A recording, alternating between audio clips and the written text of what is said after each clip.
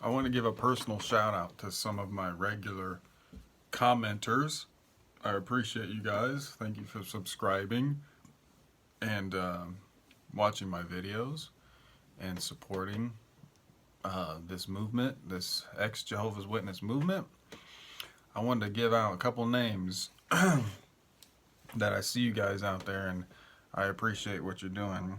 Ingrid Garcia, StratMat777, New Life Moving On, Homemade Happiness, Gloria Young, Paul Charles, Why is the Sky Blue, Cynthia Bennett, A. Michael 1, Gary Kunkel, and all of our favorite good buddy, Martin Arnold. I'll even shout you out. I appreciate you watching my videos as well. Even though we disagree, and that's okay. It doesn't bother me. Now that I've done that, I appreciate all you guys. I know I've missed a few, but I'm getting a lot of subscribers, so I can't get to everybody. But I definitely appreciate all of you guys' viewership. One thing I wanted to talk about tonight real quick is I've noticed in a lot of other people's videos, Jude 3, I'll give you a shout out. I love watching his videos. Of course, the main ones like John Cedars and Smurf Girl and things like that. But I've noticed, especially in Jude 3, he does a lot of cart crashing.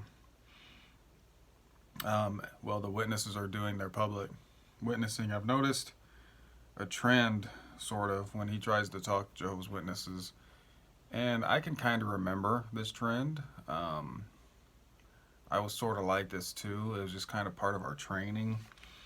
But I just noticed that anytime that somebody comes up to the cart and has biblical knowledge that contradicts what Jehovah's Witnesses believe, and they show them from the Bible, they put their guard up. The Jehovah's Witnesses, they get very defensive a lot of times, and they'll try to dismiss you. They might even say, well, you know, we're wrapping up here, we got to get going, or something like that.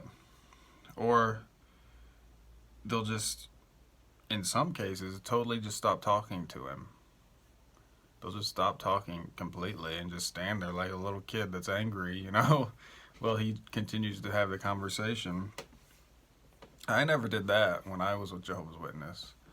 I would always try to have a conversation. My thing was, if I couldn't answer it, I would just be like, I'll do some research on that, we'll get back to you. You know, that was kind of what I did, but I never stood there with my arms crossed and acted like the person wasn't even there.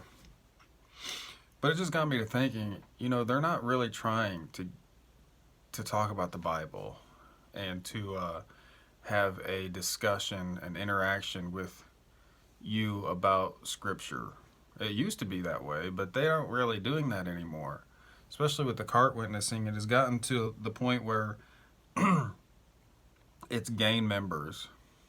It's like, just get people in. And if they're going to disagree with you, move on. You ain't got time for that.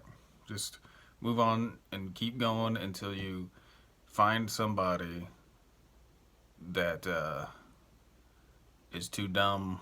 You know, I hate to say it that way, but is too dumb to do their own research or think otherwise. It's kind of like those telemarketing scams. You know, they call 1 million people. You're going to get 10 people to go along with it. Well, the other ones aren't as gullible. You're going to find somebody that will. And so it's kind of smash and grab now. And you don't really stand at the doors and have those long conversations anymore like you used to.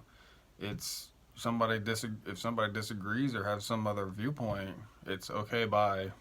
We don't got time for you. You know?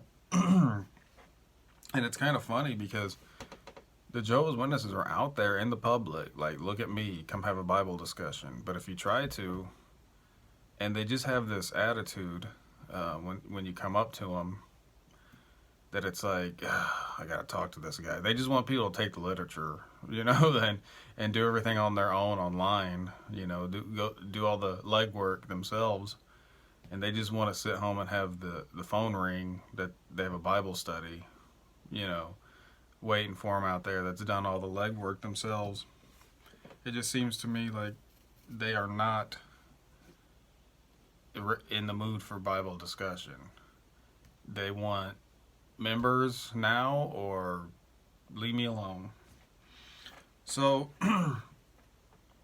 if you start, excuse me, I told you I've been having some weird sinus. I got some medication for it, so we'll see what happens. But anyway, if you were to ask a Jehovah's Witness if their members are called publishers, they would say yes. And then ask them where in the Bible that is. Now, if you're an average Joe person and you tell somebody you're a publisher, they're going to think that you publish books, like your profession is that you're a book publisher. Well, that has nothing to do with the Bible. Why are we calling ourselves publishers, unbaptized publishers, and things like that? And we use words, or they use words like the organization, the society, just very cultish kind of words and business kind of words when you think of publisher and things like that. Governing body, where's that in the Bible? My favorite one is, where did Jesus ever use the name Jehovah? If anybody was going to use the name Jehovah, it was going to be Jesus, right? Even in the model prayer, he didn't use it. He said, Our Father, right? To pray to the Father.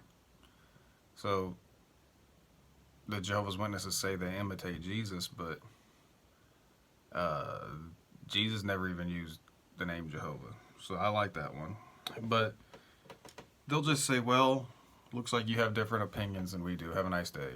Instead of trying to have a Bible discussion with you. And I think that's so funny because it used to be when I was a kid, I remember spending hours at the door, with some older pioneer or something, and I'm tagging along, and we're spending forever at the door with these people, that knew the Bible, and you're just going back and forth with the Bible with them, But it just isn't like that anymore. They don't have time to learn anything.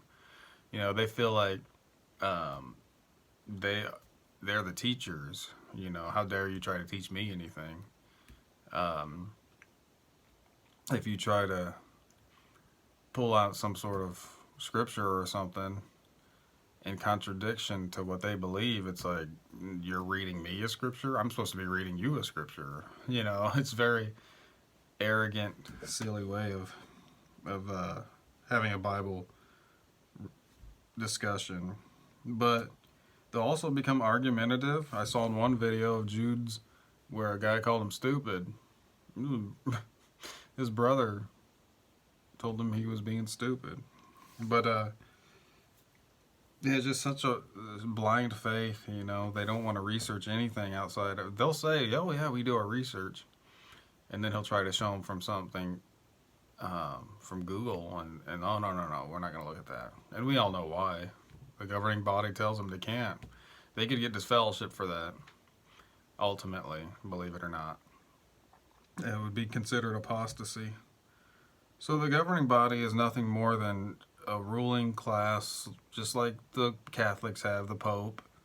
It's just there's 8 of them instead of one guy. And they say, oh no, we're not your leaders. We're not inspired. We're not your leaders. They print that stuff. But if you don't do what they're telling you to do, you'll get disfellowshipped. So on print, they're safe in case anybody ever says, well, these guys are, it's a cult. These guys are controlling everybody. Well, no, it says right here in print that we're not, but they are. Very mind-bending, twisting stuff that they got going on over there. Nobody has the emphasis on Jesus at all. Even at the memorial, they won't partake, and they believe that the mediator is between Jesus and the governing body. So we get our information from the governing body, who got it from Jesus. It's very non-biblical faith.